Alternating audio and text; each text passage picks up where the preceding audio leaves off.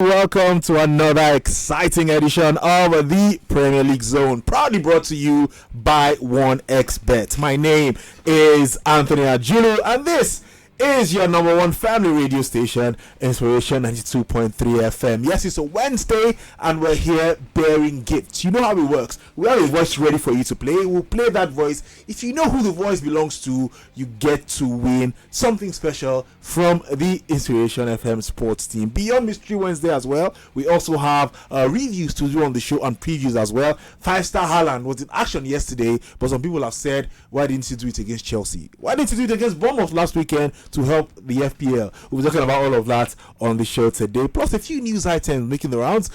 Injuries are rearing their ugly head at Chelsea, particularly with Christopher Nkunku, and United are looking for a new manager, maybe, and of course Arsenal are looking for a new striker, maybe. So all of this and more is what we have for you on the show today. Gentlemen, let's journey back to last night. But let me start with you.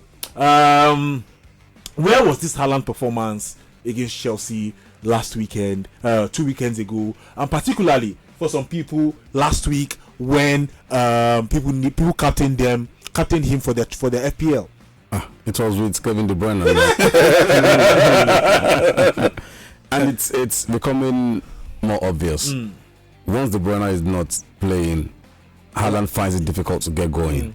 So it just shows that it's a match in heaven at this point in time, and maybe other teams in the Premier League should be worried. But again, we've seen Haaland this season. It's really blown hot and cold at some point. But again, like you did say, a 5-star performance yesterday, and not leaving out the Luton Town defense as well. It was rubbish. You know, a total course on how not to defend. Absolutely. You know, in the Premier League, and it was just easy peasy for De Bruyne and Haaland last night. But again, we know that at the end of the day, these sort of performances are expected, and Haaland once again showed everyone that he's not finished though. I'm not finished. It's just a case of a bad run, but good one for City overall. Yeah, City won that one by 6-2. Other results from yesterday: after penalties, Newcastle defeated Blackburn after playing out a 1-1 draw in extra time, and Leicester City knocked out Bournemouth 1-0. That one ended in favor of Leicester City after extra time. Fatawu with the goal for Leicester City there. But let's just stick a little bit with Erling Haaland. You know, from all accounts, from all evidence, he's having a bad season. He is having a bad season. But the reason people think he's having a bad season is because of the high standards he set last season and all the clubs he's been to in the past as well. He's just a proven goal scorer, but he's not hit those heights that he normally hits. We also have to understand that he's been injured. Last season, I'm not so sure of a serious injury or a long absence from his team, Manchester City. But this season he's been injured. He was injured for a long time, and the way injury works, there are some players that they get injured, they come back and they hit the ground running immediately, just as if they never left. But with Haaland, after returning from that injury, we could tell that he's lost a bit of pace, he's lost his touch a bit. But I remember we talked about Haaland not scoring as much as we expect him to score, and I mentioned the fact that Haaland scoring goal is 1 + 1 = 2. He doesn't have a problem. I think he's going to score, and now he's scoring. And don't forget that Haaland this season as well, the reason, just like Bode said, we are seeing this Haaland is because De Bruyne also have been injured for a long time. So, and when he returned, he also needed some time to shake things off and all of that. So De Bruyne is back in form, Haaland is back in form. You take out De Bruyne, Haaland may struggle to get services. That's not to say he's not going to score goals. So I don't think, and if you look at the numbers for Haaland this season, 21 matches in the Premier League, 17 goals and 5 assists. I don't think that's bad. He's still the top goal scorer in the Premier League, even though, despite his long absence. So I think Haaland doesn't have a goal scoring problem. I think this is still the same Haaland. Yes, he might miss a few chances. Last season he also missed some chances.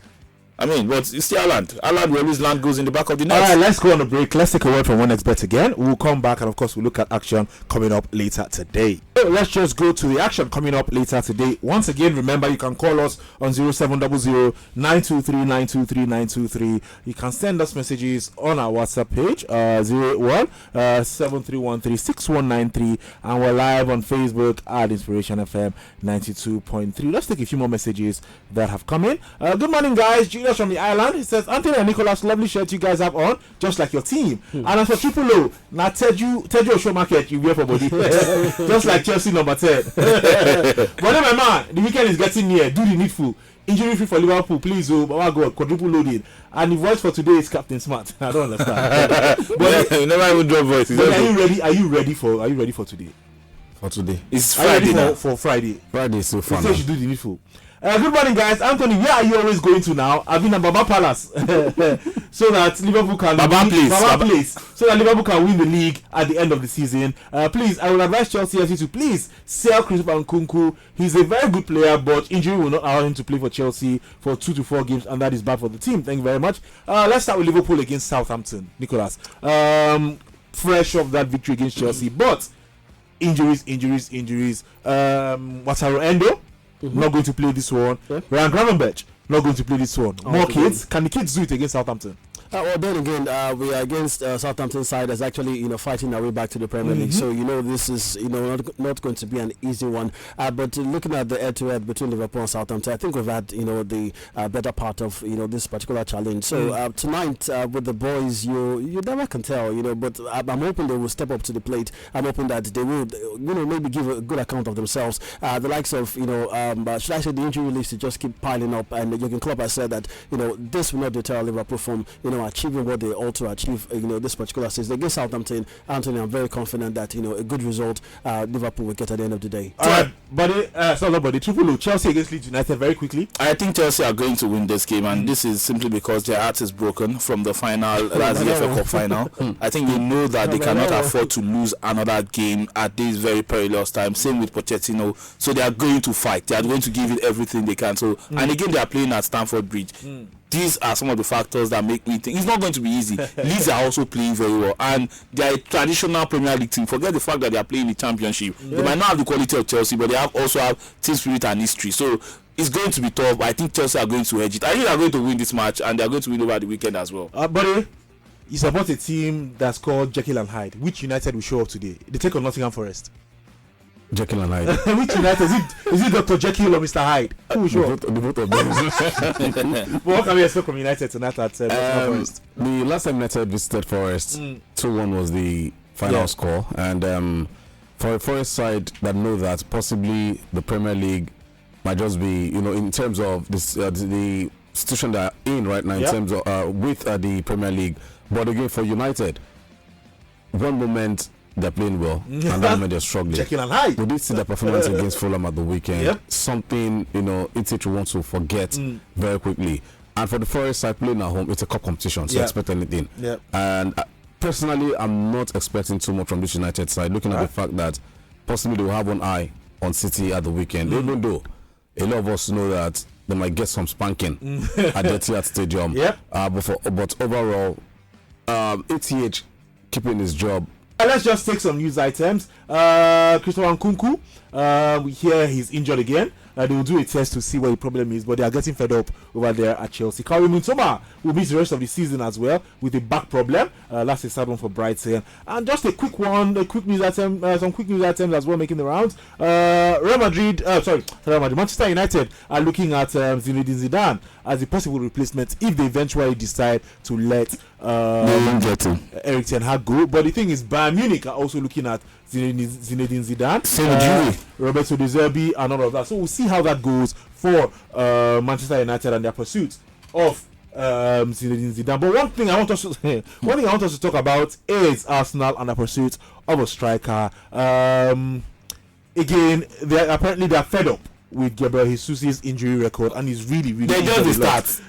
But they're looking at Ivan Toney, Victor Osimhen, Bologna's Joshua 𝐬𝐧𝐧. He's having a good 𝐬𝐬𝐧 has been good. He's Nigerian, for those who don't know. Joshua 𝐬𝐧𝐧 is Nigerian, and then but again, he's not declared for Nigeria yet. And then there's Victor Gyökeres of Sporting Lisbon. I really like Victor Gyökeres. I followed him from Coventry to Sporting Lisbon, a really good striker, leading top scorer in the Premier League as well. But again, are Arsenal right to cut their losses with Gabriel Jesus? How much loss they want? They will have nothing to lose at the end of the day if they let him go. I mean, it's time. It's time. He needs to go. Well, okay. The thing for me is, I mean, when they got him, they knew what they were getting into. Just like Chelsea knew what they were getting into with Nkunku, like Jesus. So, I mean, Arsenal need a striker. Gabriel Jesus is not scoring. Striker. So they need an elite, not just any striker. They need a striker with character, a striker that can lead them to championship. I think they should die there for Victor Osimhen. But do you agree, Victor Osimhen?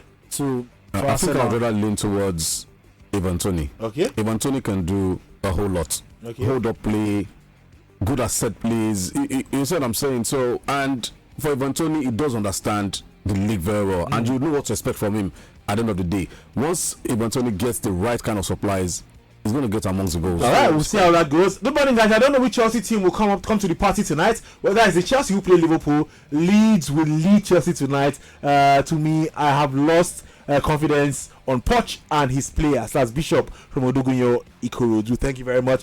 Let's go on a break. When we come back, we'll just play our mystery voice, and of course, you guys out there can guess who the voice belongs to. Did you enjoy this video? Hit the subscribe button for more. Leave a comment and like. Thank you.